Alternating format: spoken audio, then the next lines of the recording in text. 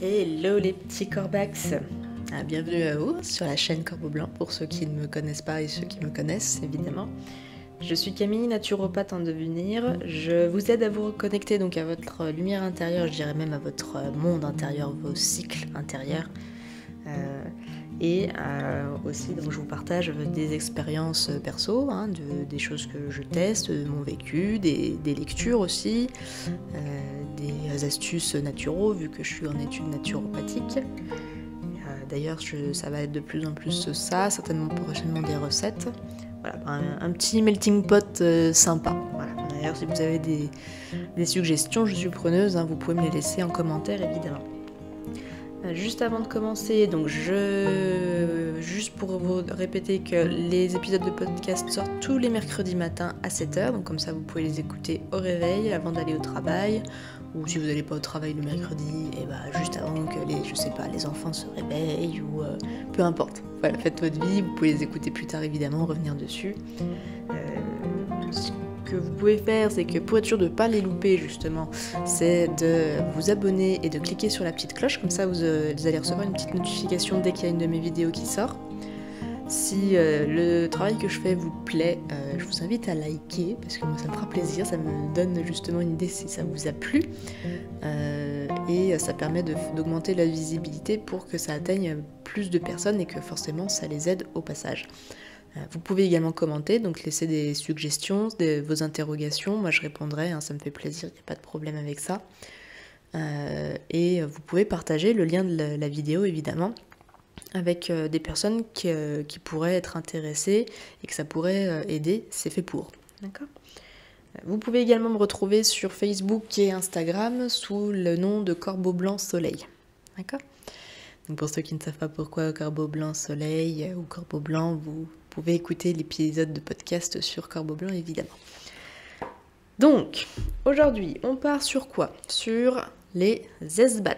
J'avais fait déjà un épisode de podcast donc sur les sabbats, sur déjà ce que qu'était qu'un sabbat et ma façon de voir les choses par rapport au sabbat, ma façon de pratiquer. Aujourd'hui, ça va être les esbats. Donc les sabbats, comme on avait vu, c'est la fête, à chaque fois, vu qu'il y en a 8, ce sont des fêtes solaires. Et les esbats, ce sont des fêtes lunaires. Donc, les esbats, il y en a 13. Il y a 13 pleines lunes par an, des fois 12. Donc, ça peut être 12, 13, c'est en fonction des années. Mais voilà, en général, c'est 13 pleines lunes. Donc, on célèbre normalement la déesse. Alors, la déesse, c'est large, c'est en fonction de qui vous croyez. Je dirais que, par exemple, je ne sais pas, si vous êtes chrétien, vous pouvez, quand je dis la déesse, penser à Marie. Vous pouvez penser, après, ça va dépendre de vos... comment dire, de vos croyances en fait. Vous pouvez prier Isis, vous pouvez prier Athéna, vous pouvez prier Artémis, par exemple, dans certains pans du wiccanisme. Il y a une branche, alors il y a une branche druidique, il y a une branche un peu plus chamanique, il y a une branche, je sais pas s'ils l'appellent artémisienne, un truc comme ça, en tout cas qui sont plus portés sur Artémis. Ça peut être sur Déméter, ça peut être sur Hécate. Il y en a qui prient beaucoup Hécate, donc on est très là-dedans chez les Grecs, si vous l'avez reconnu. Mais je dirais, voilà, en fait, peu importe. Moi, dans tout ce que je vous ai dit, je ne prie aucun de tout cela. Enfin, celle-là, du coup. Moi, la lune, c'est la lune. Voilà, donc aujourd'hui, c'est connoté énergie féminine. Dans d'autres civilisations, c'était l'inverse. Le soleil était féminin, la lune était masculine, peu importe. Moi, je dirais que je suis pas très portée là-dessus. Ce qui m'intéresse, c'est plus l'énergie lunaire en tant que telle. Et retrouver, comme avec les sabbats, ce côté cyclique.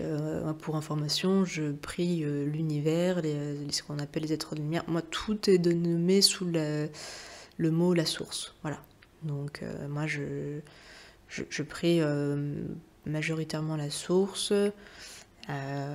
Après, ayant des influences chrétiennes, il peut y avoir d'autres entités, ça ne me posera pas de problème quand même de prier, que ce soit Marie, Jésus, les archanges, j'aime beaucoup certains archanges. Après, il va avoir, ça va être en fonction, hein. Ça peut être, j'aime beaucoup Ganesh. Là, vous voyez, là on n'est plus du tout chez les chrétiens, on est chez les hindous. Vous pouvez prier Kali hein, aussi, qui est d'ailleurs chez les hindous. Ça dépend de vos affinités. Après, on peut prier. Alors, il y a oui, moi je vais aussi faire avec Grand Esprit, qui est plutôt dans la culture amérindienne. Je dirais, voilà, et je pense, voilà, vous voyez, moi, je prends un petit peu chez plusieurs civilisations, plusieurs traditions. Je le fais avec ce qui me parle. Je vois pas l'intérêt de se brider, de se dire non, par exemple, chez les religions monothéistes, de dire, bah ouais, j'étais élevé comme ça, je peux pas prier à telle entité. Et, je comprends l'idée, moi-même ayant été élevée dans cette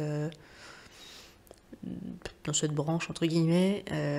En tout cas, je n'y suis pas fan, je n'y suis pas favorable, je respecte entièrement, mais pour moi, ça peut pas être régi que par une seule personne. Mais peu importe la façon dont vous voyez les choses, je dirais que voilà, vous pouvez vous prier plusieurs personnes, vous pouvez prier des saints. Je sais que chez les chrétiens, il y a des gens qui prient les saints. Donc je suppose que chez les autres religions monothéistes, il doit y avoir des trucs similaires. C'est certainement probable. Voilà, je dirais trouver vraiment la personne avec qui ça vous parle. Et vous pouvez changer à chaque lune, justement, parce qu'à chaque pleine lune, il y a une intention différente, les énergies sont différentes. On peut changer la personne vers qui on fait la prière. Et on peut faire la prière, je dirais, même quand on est athée. C'est-à-dire qu'on ne croit pas en un Dieu, mais qu'on croit à un tout, à quelque chose. C'est pour ça que je trouve que le terme univers est bien. Les êtres de lumière, je trouve que c'est très bien comme terme. La source, c'est pareil, c'est parfait. Moi, j'adore le terme de la source. Mais l'idée, voilà, c'est ça. C'est juste, moi, ce que j'aime avec le côté de la source, c'est qu'on est intégré dans la source. Ça prend en considération le côté divin des êtres vivants. Voilà, donc je dirais, mais voilà, vous pouvez faire à chaque fois, je sais pas, moi là, sur la prochaine pleine lune, je vais peut-être prier, alors on me dit la déesse, ça m'empêchera pas de prier par exemple Ganesh si je veux prier Ganesh, hein. Ça va être vraiment en fonction, enfin je vous dis les choses comment moi je les fais, après vous pouvez préférer des choses plus protocolaires et tout, mais voilà, moi c'est pas ma façon de fonctionner. Vous pouvez prier la lune suivante Athéna par exemple, et la lune encore d'après Marie, admettons. Voilà, il n'y a pas de souci avec ça. L'idée en fait, ce qu'il faut comprendre dans les esbats de pleine lune, c'est que on se libère.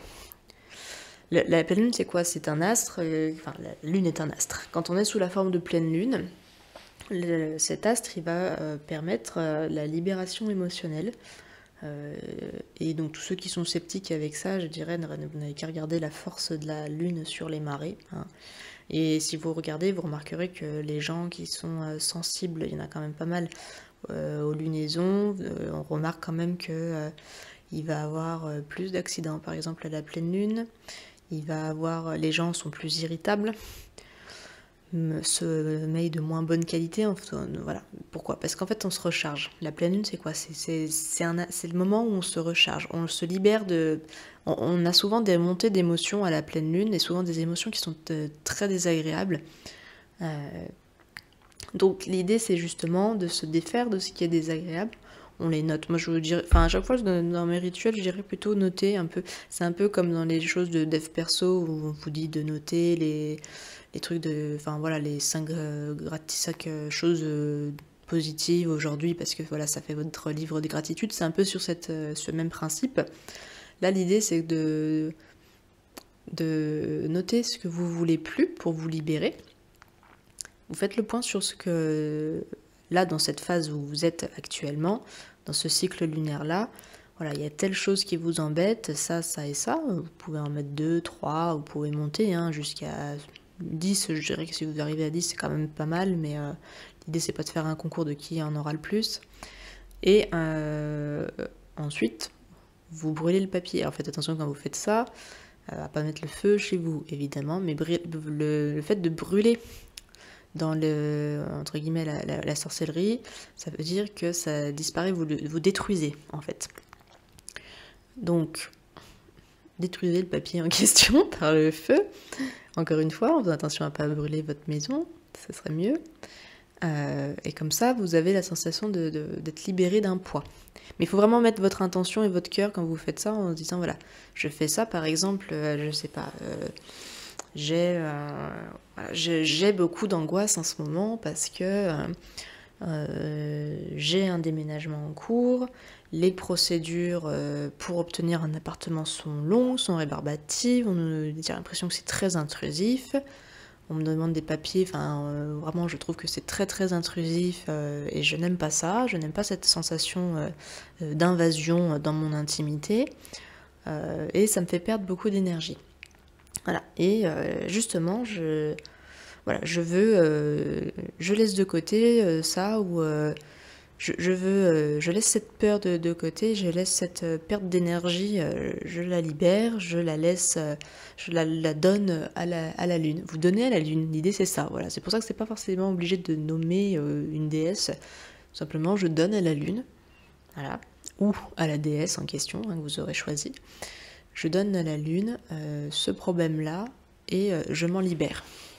Ça va pas vous faire, mais notez-le parce que ça va vous faire travailler. Une fois que vous avez fait ça, vous jetez au feu, donc ça nécessite d'allumer une bougie avant. Quand vous faites vos rituels, de toute façon, mettez une bougie avant, de manière générale tout le temps une blanche, parce que on va pas se casser la tête avec les couleurs à chaque fois, c'est pas le sujet. La blanche, elle fait toujours l'affaire. Vous allumez votre bougie avant un rituel. La bougie en sorcellerie, si vous voulez, c'est l'ouverture du canal. C'est l'ouverture avec les esprits, c'est l'ouverture avec plein de choses. C'est comme quand vous allumez votre lumière sur votre interrupteur, que vous mettez on. Vous avez de la lumière qui apparaît. C'est ce principe-là. Et quand vous finissez le rituel, vous éteignez la bougie.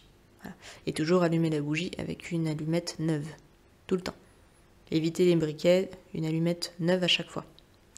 Vous pouvez garder la bougie pour plusieurs fois, mais toujours une allumette neuve. Donc voilà, l'idée c'est ça, c'est vraiment de ce côté libératoire. Pensez d'ailleurs pendant les esbats de pleine lune à mettre vos pierres, vous en avez, si vous en avez, donc sur vos bijoux ou les pierres que vous avez chez vous, les pierres brutes, à les recharger à la pleine lune. Donc, il faut regarder un petit peu sur internet, il y a des choses de lithothérapie, parce qu'il y a des pierres qui se rechargent au soleil, mais il y a quand même beaucoup qui peuvent se recharger à la pleine lune, et vous les exposez à la pleine lune, donc vous pouvez le mettre sur un bain de sel aussi si vous voulez, pour augmenter l'effet, parce que le sel aussi, vous pouvez le recharger à la pleine lune. Si vous voulez obtenir l'effet d'une pierre pour qu'elle soit bénéfique plus rapidement, qu'elle ait plus d'effet sur vous, admettons, vous avez des soucis d'ancrage, et ce que vous faites, c'est qu'à la pleine lune, vous mettez la pierre en question, donc par exemple une jaspe rouge, dans de l'eau, un verre d'eau. Vous exposez ce verre d'eau à la pleine lune, et le matin, vous buvez le verre d'eau sans la pierre, évidemment. Et le soir, vous recommencez, vous pouvez faire ça sur les 3 jours de lune, il n'y a pas de problème. Mais il faut vraiment que ce soit vos pierres, pour pas que... parce que vous pouvez les nettoyer un petit peu avant aussi, alors pas avec des produits chimiques hyper abrasifs et tout, parce que vous allez abîmer la pierre, et puis vous, après, il ne faut pas oublier que ça va quand même dans votre corps, parce que l'eau, elle va récupérer ça. Mais voilà, ça va être le côté... l'eau, en fait, va se charger des énergies de la pierre, et l'énergie de la pierre, elle va être accentuée par la lune. Et l'eau étant liée avec la lune, tout est augmenté, en fait. Donc, vous pouvez faire ça, par exemple, pour vous recharger. Et si vous pouvez, dormez avec les fenêtres ouvertes ou entre-ouvertes, les volets, pour laisser passer la lumière lunaire. Parce que si vous ne dormez pas, parce que la lune vous embête, parce que ça fait remonter beaucoup d'émotions, tout ça, sachez qu'à la pleine lune, vu que c'est le moment où on se recharge, c'est normal. Et que plus vous allez vous laisser recharger par la pleine lune, meilleure sera votre vitalité. Comme les cristaux, faut que vous vous rechargez à la pleine lune. En fait, l'idée, elle est là. Mais, donc, voilà. Après, vous faites vos petites prières, enfin votre bilan sur ce que vous voulez plus chez vous et vous brûlez. Et voilà, c'est ça en fait, c'est comme ça que moi je pratique les rituels de pleine lune. Je trouve que ça fonctionne bien, ça permet après que vous y croyez ou vous y croyez pas, l'intérêt n'est pas là, l'intérêt il est juste de faire un bilan avec vous, c'est ce que j'expliquais pour les sabbats, c'est que tout le temps, vu qu'il y a ce côté cyclique, ça vous oblige à vous remettre en question et à justement faire le bilan. Et donc autant les sabbats ça fait faire des bilans sur des périodes qui sont plus grandes, autant les esbats, vu que c'est tous les 28 jours, ça vous permet de faire des mini-bilans à chaque fois. Parce que sur un sabbat, vous pouvez faire un bilan, un gros bilan sur les quelques mois qui sont passés. Alors que là, les esbats, c'est dans le mois. Qu'est-ce qui m'a tracassé? Qu'est-ce qui m'a bouffé la vie? Et qu'est-ce que je ne veux plus dans la vie? Donc en fait, vous faites du ménage beaucoup plus régulier. Les esbats, c'est le ménage quotidien. Et les sabbats, ce sont les gros ménages, si vous voulez. En gros, c'est un peu ça. Donc après, l'idée est là. Et puis l'idée de la pleine lune, c'est de lâcher prise. C'est pour ça qu'une fois que vous avez fait votre petit rituel, vous avez terminé, ça vous travaille, c'est normal, et vous essayez de... Alors le lâcher prise, j'aime pas trop l'employer ce mot parce que c'est extraordinaire, le lâcher prise. Le problème c'est que quand on dit à quelqu'un de lâcher prise alors qu'il est stressé, il lâchera jamais prise et ça va augmenter le stress.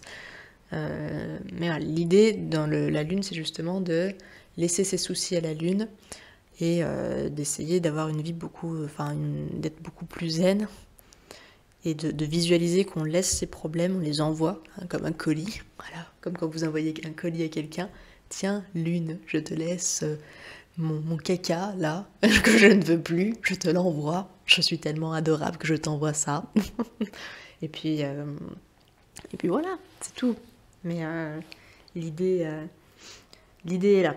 Donc après, il y a si on reprend les lunes de l'année, donc normalement il y a un 13 de pleine lune, mais déjà si on fait les 12 pleines lunes, vu qu'il y en a une par mois, pour vous donner donc la 13e lune qui va être dans un mois en particulier, va renforcer le sabbat qui est dans ce mois-là.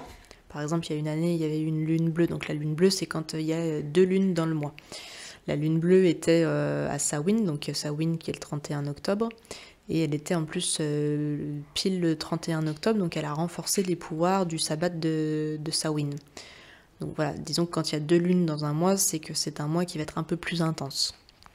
Mais l'idée, c'est aussi en fonction de chaque lune, on peut s'intéresser au symbolique. Alors, par exemple, vous pouvez faire des rituels en fonction de...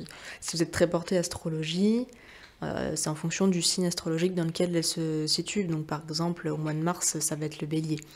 Au mois d'avril, ça va être le taureau, par exemple. Voilà, ça dépend. Moi, j'aime pas trop avec l'astrologie parce que vu que les signes sont sur des mois un peu différents, enfin ça dépend où ça se situe. Moi, j'aime mieux voir. Y a des noms de lune qu'on appelle donc dans le Wicca, comme la lune. En janvier, vous avez la lune du loup qui représente la protection. Donc, on va plus faire un esbat dans ce sens-là, travailler sur la protection. La protection de soi, la protection de chez soi, la protection de quelqu'un éventuellement. En février, pardon, ça va être la lune de la tempête où là on va purifier, qui va être d'ailleurs bien en corrélation avec le sabbat d'Imbolc. Le mois de mars, ça va être la lune chaste, voilà, donc ne faites pas de petits à ce moment-là. Mais bon, après voilà, c'est la lune de la fertilité justement qui tombe en adéquation avec Ostara qui est le sabbat de la fertilité. On va avoir la lune des semences en avril, donc où là on est dans la phase d'abondance, de croissance. Après vous avez la lune du lièvre au mois de mai qui est le symbole de l'amour. Donc là on est vraiment sur la lune de l'amour au sens large, qui est en lien avec le sabbat de Beltane. Vous allez avoir la lune des amoureux en juin. Donc là on est sur un symbole de force. On va avoir la lune des prés en juillet qui est symbole de prospérité, la lune des herbes en août qui est symbole d'abondance.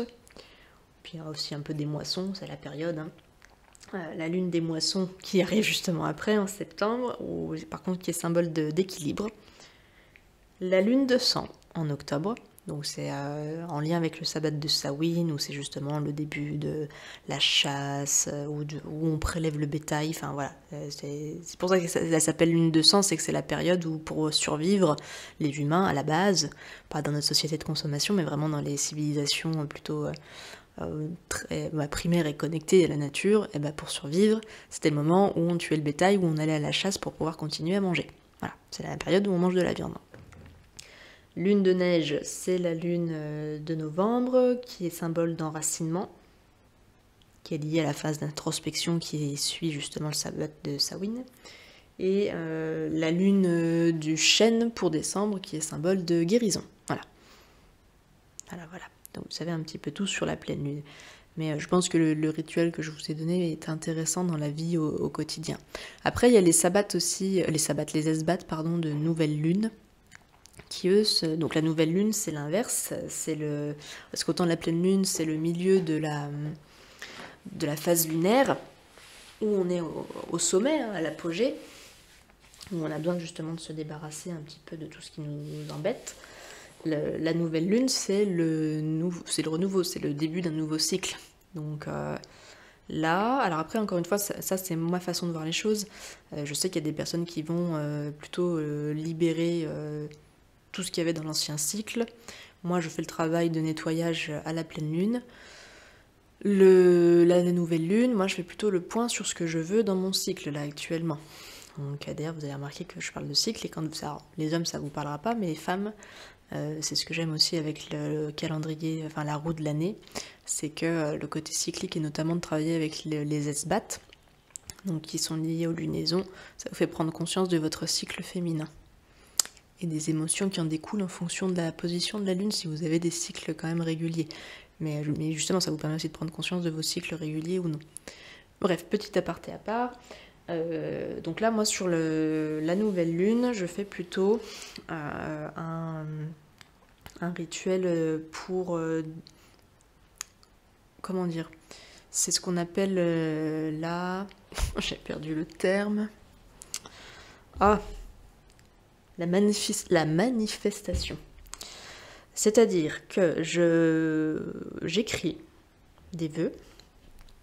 Alors, c'est 2 vœux minimum et 10 maximum de ce que vous voulez voir réalisé dans ce cycle ou dans d'autres cycles. Mais là, à l'instant T, de ce que vous voulez. C'est pas forcément des trucs de fou, hein, et pas besoin d'attendre. Alors, j'attends pas forcément moi la nouvelle lune pour faire des demandes. Quand j'ai besoin de quelque chose, c'est comme quand je passe une commande internet, c'est à un instant précis, enfin voilà, par exemple. Mais l'idée de le faire à la nouvelle lune, c'est de vraiment conscientiser nos besoins.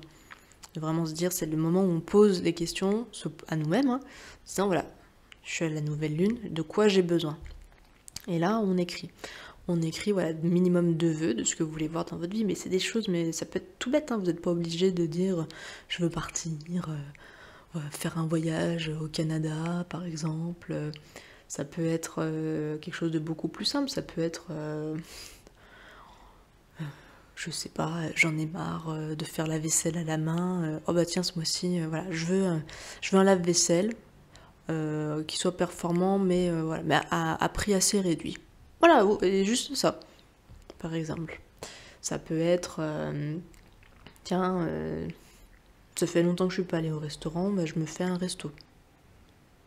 Voilà, ça peut être juste ça, mais ça peut être des choses beaucoup plus complexes, hein. Ça peut être des choses comme j'ai le projet de faire, comme là, moi, je sais pas, j'ai le projet de faire un e-book sur la roue de l'année, donc regroupant les sabbats et les esbats.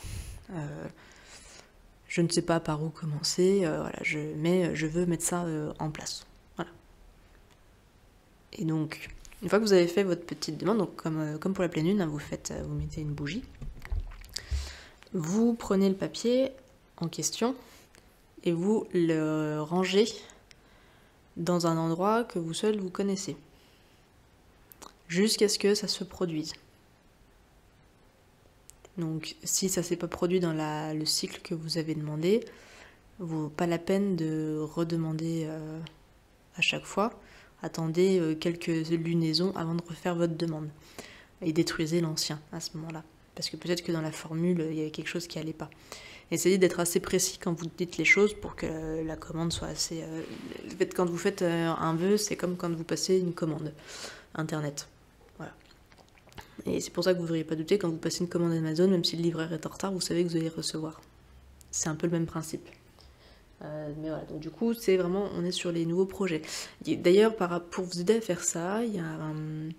Maintenant, ça se trouve sur Internet, ce qu'on appelle les chèques d'abondance. Et les chèques d'abondance, vous pouvez les utiliser à ce moment-là.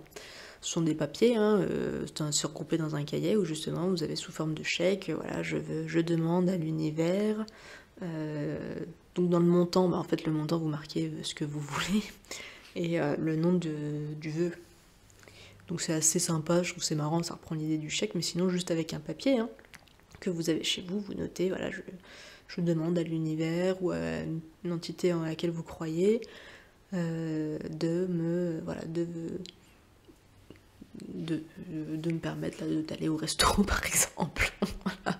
Un truc comme ça. Et quand vous avez eu ce que vous obtenez, c'est pour ça que quand vous sortez, faut tout le temps ressortir ces petits papiers des nouvelles lunes précédentes pour faire le point, vous les détruisez. Donc vous pouvez les détruire par le feu, ou vous pouvez à ce moment-là, là vu qu'on est sur des vœux, parce que le feu c'est vraiment la mode destruction fatale, vous pouvez les mettre dans l'eau, comme ça les nettoie. Ça nettoie, puis après vous mettez à la poubelle. Mais voilà, l'idée c'est ça. Et forcément on fait les choses en gratitude, toujours. Mais vraiment demander des choses qui résonnent avec vous, pas parce que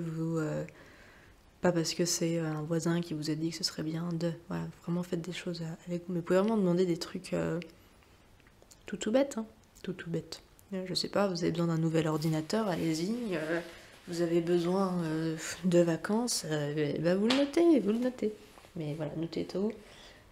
Et quand vous faites les choses, bien veillez à ce que vous soyez ancré. De toute façon, dans tous les rituels, il faut veiller à être ancré pour pas perdre les pédales non plus, à bien rester sur Terre. Voilà. Mais bon. Ce qu'il faut retenir, c'est que nouvelle lune, c'est un nouveau cycle. Donc, création de projet. Donc, on fait des demandes pour la nouveauté. Pleine lune, on se débarrasse de certaines choses dont on ne veut plus. Voilà, l'idée est là. Donc, j'espère que le podcast vous a plu. Donc, n'hésitez pas à me laisser un commentaire, à mettre un petit like, ça me fait plaisir, à partager la vidéo. Et puis, on se retrouve bientôt dans un nouvel épisode de podcast. Ciao, ciao!